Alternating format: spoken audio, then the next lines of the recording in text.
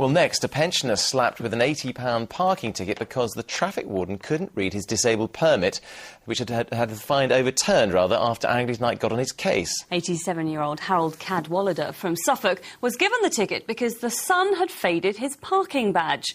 But, as Malcolm Robertson reports, not only has the ticket been withdrawn, but he's also received an apology from the council.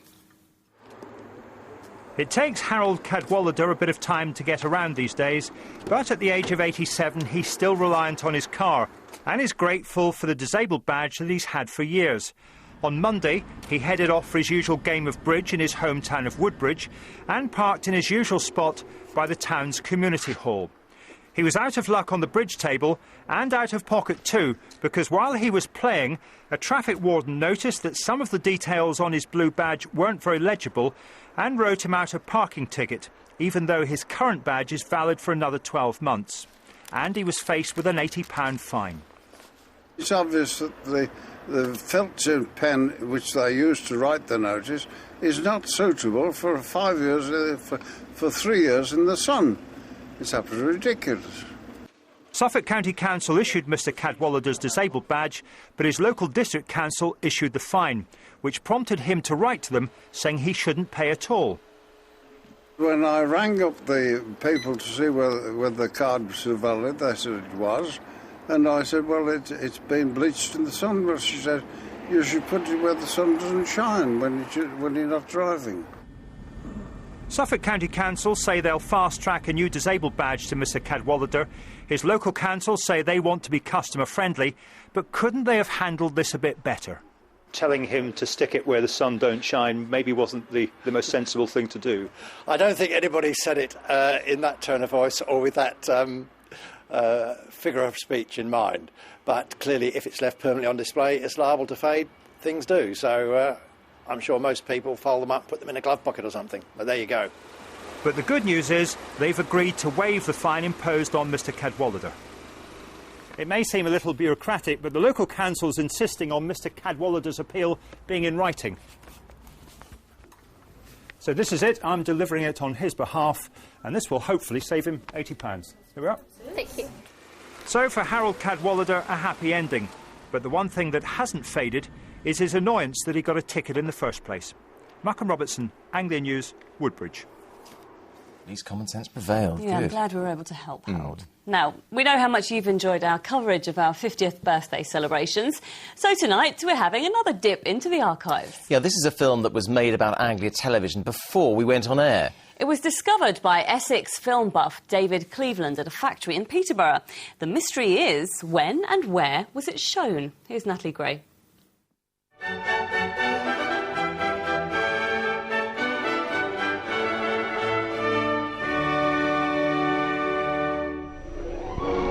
Anglia Television is so new that they haven't even got a station symbol, but they are busy finding one. Film enthusiast David Cleveland found this footage at Perkins, a big diesel engine manufacturer in Peterborough. The company had its own film unit in the 50s and 60s, and David was thrilled to stumble across it. There were loads of cans, and I went through them as much as I could when I had the time, and I picked up one. It said, Introducing Anglia. And then I realised what it was. It was a film about Anglia Television, made before they began broadcasting, during the hot summer of 1959. Back here in Norwich, of course, we're making plans to cover programmes about the whole of this really rather wonderful area of East Anglia. We shall go, for instance, to the coast and to the country. And it may take a long time because there's an awful lot to see.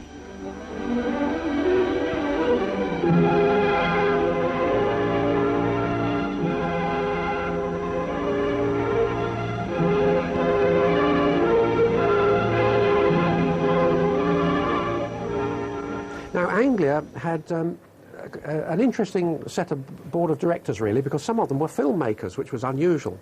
And they set about making a series of plays, which were networked, and these were actually very popular. And the first one was called The Violent Years, with Lawrence Harvey. And here you can see them rehearsing. Darling, you must come away with me. On the next train, we have so little time. Darling, the other trains and the boats. Come after you, I promise. Oh, but I... No, darling. Well, then I must go alone. Hold me tight, darling. Love me. This must last until we meet again.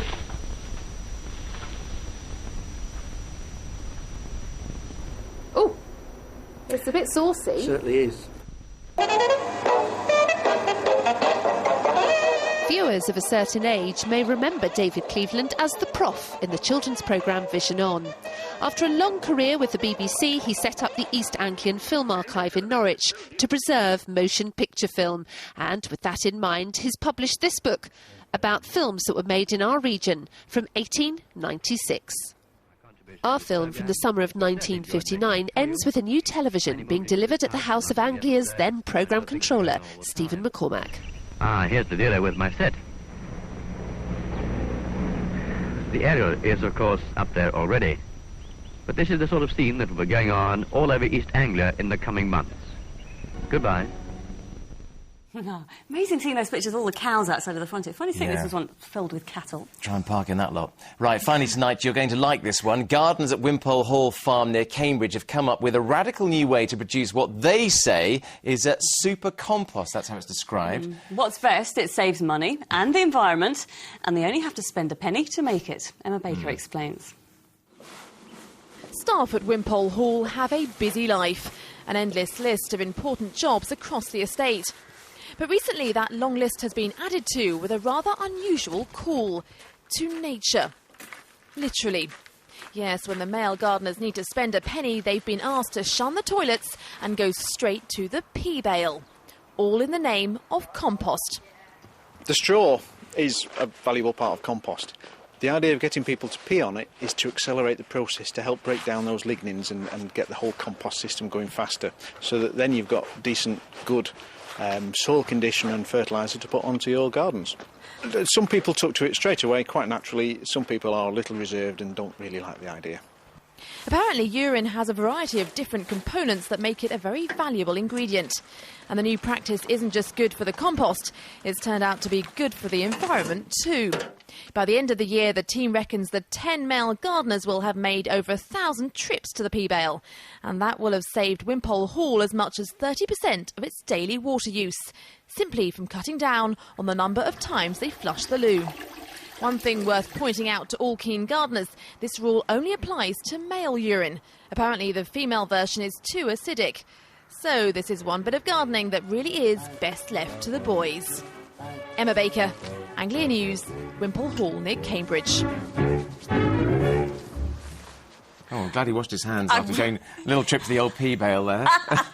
He's very brave to be on camera. Yeah, very strong as well, I suppose. We had our 50th birthday party last night, didn't we? I imagine that there'd be a few problems in the pea bale from our point of view as well. Right, let's have a few moments now to take a look at the ITV National News.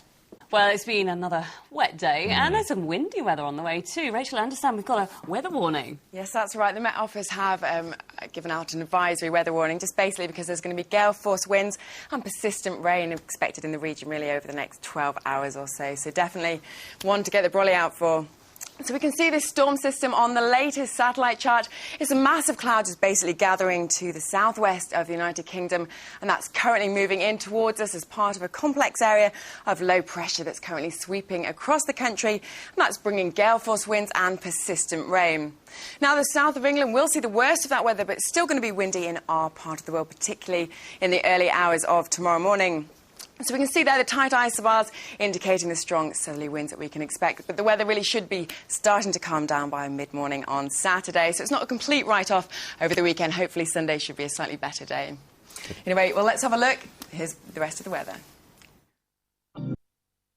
Well, Rachel is still with us. Just to remind us again about that, because they are severe weather warnings and severe weather conditions this weekend, isn't it? That's right. So if you are planning to travel anyway, just to be aware that the driving conditions really could be quite dangerous. So it's just those gusts, especially along the east coast, could get up to 65 or 75 miles per hour. So really very blustery indeed. But a sort of weekend of two halves, because by Saturday afternoon, Sunday, you're promising us a nice day. Well, hopefully. There could be the odd showery burst. I can't promise it'll be completely dry, but hopefully, yeah, Sunday should be a better day. We're going to hold you on that one. All right, Rachel. Thank you very much indeed. And that's just about it now for the end of the week, isn't it? It certainly is. Thank you so much for watching this evening. Hopefully you'll join us again on Monday, 6 o'clock. We'll be here. See you then. Bye. Bye-bye.